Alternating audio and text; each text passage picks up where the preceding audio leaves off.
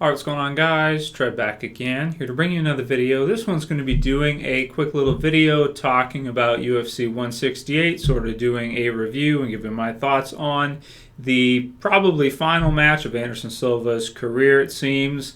Anderson Silva losing to Chris Weidman, UFC 168, due to a broken leg TKO.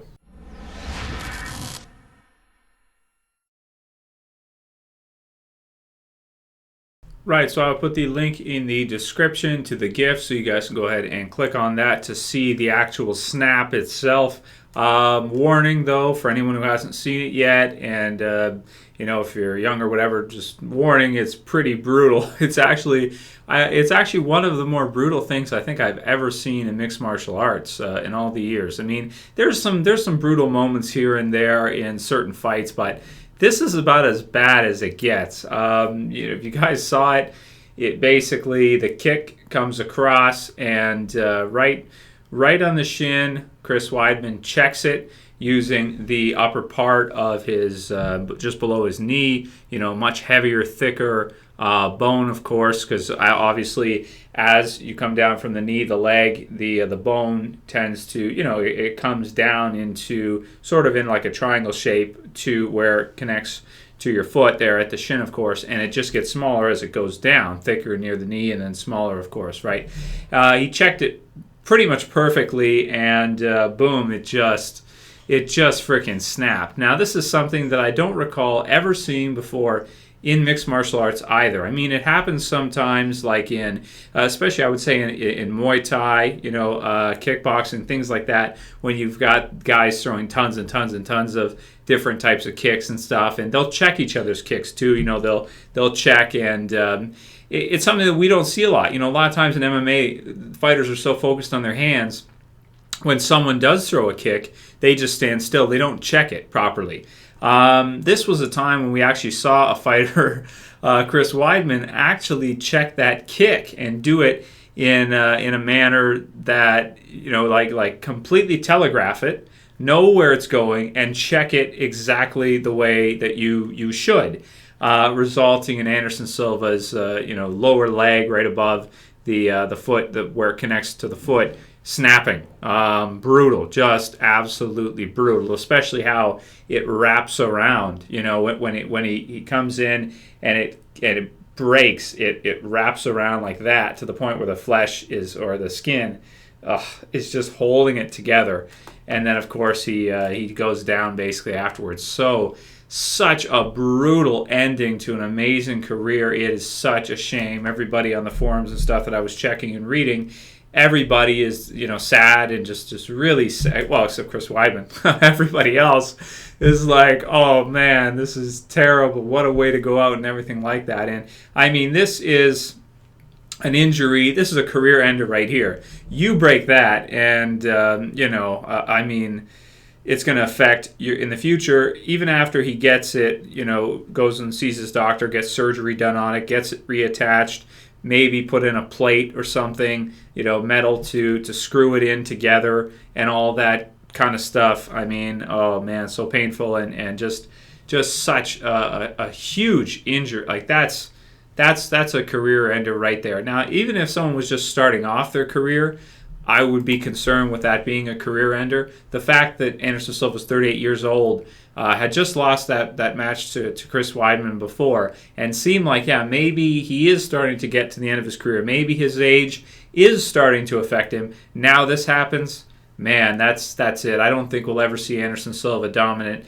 as a champion ever again, and maybe even not even fighting at all. I mean, he doesn't owe anybody anything. He fought for so many years in the UFC as the champion, just defending one after another, after another, after another, when he had nothing to prove anyway. And, there's really nothing left for him. I mean, he's him, Fedor, now John Jones, I think you can put in that conversation too as the greatest of all time, the most dominant in their weight divisions, I mean, they all did it. They all have accomplished it. John Jones still got some time to go, but Fedor, of course, before Anderson, his career dwindling down, and now we see it same thing with Anderson, dwindling down of the career.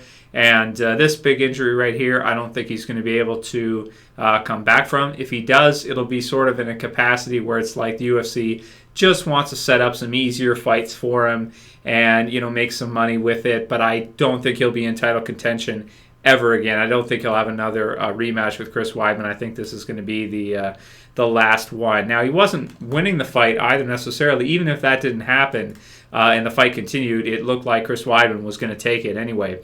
So what is the reason for it? Why did this happen just this way? Was it Weidman? Was it Anderson? Is it bone density or something? A lot of people talking as you get older, bone density, does it change? Well, it does, but it's slow. And usually someone like Anderson, because they're in Muay Thai discipline was his original thing, right? He started with that, and then he got into jiu-jitsu and everything else, became a mixed martial artist. But Muay Thai was what he started with basically in his career. Well, as far as I know, yeah, it actually does as you progress and you get older. Your bones do become, a little bit more. Now, is it a lot? It's not just that. Even if Anderson had faced Chris Weidman, let's go on a time warp and put the prime Anderson Silva against Chris Weidman maybe 4 years ago when he was in his prime, or 3 years ago, something like that. Would it have happened the same way? No, I don't think so, because number one, I think Anderson Silva's speed has decreased over the last few years. Now, he's so skilled that you wouldn't notice it that much because he's beaten everybody.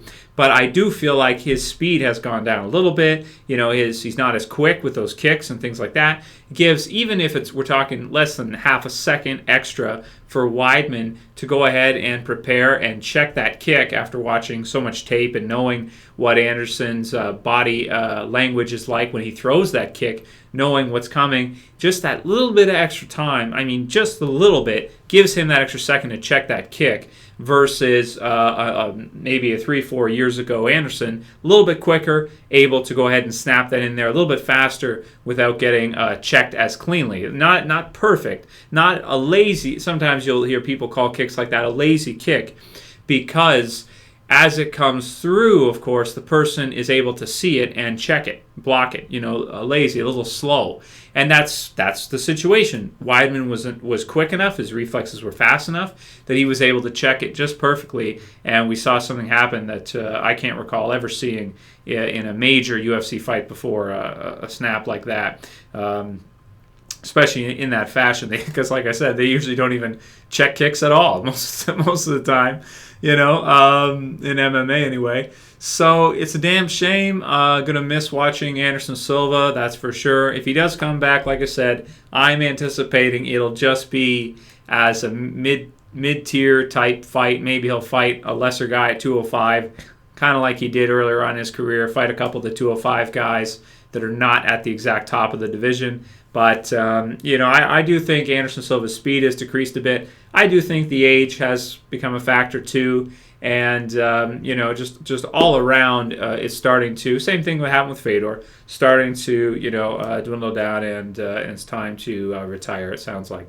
So it was a really exciting night of fights. Ronda Rousey and Miesha Tate was good, and the others were great too. But definitely the one that everyone's going to remember from this one is the career ender. Such a terrible way to go out. Anyway, it's pretty much all I got to say. I think that's the end for Anderson Silva. It'd be interesting if we could see something like imagine Anderson Silva in his prime against Chris Weidman. Who would win then? That type of thing. That's a interesting thought. So let me know what you guys think. If you think that we'll see Anderson again, if you think this is it, he's done. That's it. It's over. And if he does return, who do you think they'll give him to fight? Will it be, 185er kind of mid-tier type guy, 205er mid-tier type guy? Or do you think they actually would, if he can heal from this, give him another shot against Chris Weidman or somebody like that near the top of the division, Chael Sonnen or somebody? I don't know. I don't think they will, to be honest with you. Because this will be probably at least a couple years to get it back in shape and everything like that. By that time, he'll be over 40, and so much of his game is based around speed and movement and all these things. And as you get older, all of those things especially decrease. Randy Couture, wrestler, uses technique and beats guys with his wrestling. That's not exactly the same, type situation as Anderson. Anderson uses his speed, his dodging, his striking. Striking and wrestling, very different in terms of age. Age has a much different effect on striking than it does on wrestling, I would have to say.